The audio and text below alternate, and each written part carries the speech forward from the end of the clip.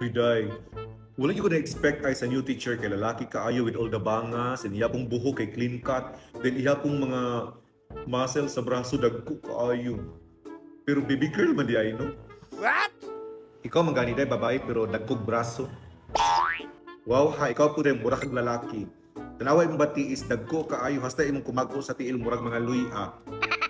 Excuse me. Pedicure kulang ani no? Che. Hoy, che pod ka. Pero mao na uso karon daw. What? Unsa man day kanang babae nga dagkog braso parehan nimo? Hala sugars jud ka day. Kana bang mga lalaki ba nga ang postura lalaki kaayo pero mga yuya di ay to. Daghan man gud na karon. Lagi ay kadungog sab ko ana. Kaila ka ni sir ko an katong nabitaw girlfriend nga. O chika na pod. Mag-retouch sa ko day ha kay napa ko'y klase. Okay, di ba ka may mugulay retouch, may na lang magwapa pod ka. Hala magbuot.